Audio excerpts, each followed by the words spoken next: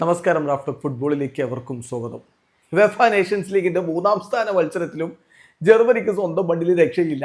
France കൊടുത്തു പണി. ഏകപക്ഷീയമായ 2 ഗോളുകൾക്ക് ജർമ്മനിയെ പരാജയപ്പെടുത്തിയിരിക്കുന്നു. Kylian Mbappe പൊളിച്ചടുക്കി. ഗോളും അസിസ്റ്റുമായിട്ട് അദ്ദേഹം മിന്നിക്കത്തി. ശേഷിക്കുന്ന ഗോൾ ഒലീസയുടെ വകയായിരുന്നു. ജർമ്മനിയുടെ മൈതാനത്ത് സ്റ്റുട്ട്ഗാർട്ടിൽ വെച്ച് നടന്ന മത്സരത്തിൽ ഫ്രാൻസിന്റെ മുന്നേറ്റങ്ങൾ നയിച്ചുകൊണ്ട് കിലിയൻ എംബാപ്പയും തുറാമും ചെറുക്കിയും കൊലമുവാനിയും ഒക്കെയാണ് ആദ്യ ലെവലിൽ ഒരുമിച്ചിറങ്ങിയതെങ്കിൽ മറുഭാഗത്ത് വേർഡ്സ്, ഗോഡൻസ്കെ, ഫുൾക്രെഗ്, വോൾട്ട്മെയ്ഡ്, അരയേമി തുടങ്ങിയ പ്രമുഖരെയൊക്കെ ജർമ്മനിയും കളിക്കളത്തിലേക്ക് വിട്ടിരുന്നു. ജർമ്മനിയുടെ മുന്നേറ്റങ്ങൾ നമ്മൾ കണ്ടുകൊണ്ടിരുന്നു.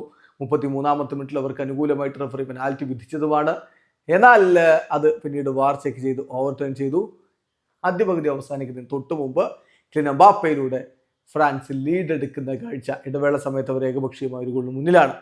രണ്ടാം പകുതിയിൽ ഗോൾ മടക്കാനുള്ള ശ്രമം ജർമ്മനി നടത്തുന്നു. പന്ത് ഫ്രാൻസിന്റെ വലയിലേക്ക് എത്തിക്കുന്നു. പക്ഷേ റാബിയോട്ടിനെ ഫൗൾ ചെയ്തു. റഫറി അത് വാറൊക്കെ ചെക്ക് ചെയ്ത് ആ ഗോൾ ഡിസലോ ചെയ്യുകയും ചെയ്തു.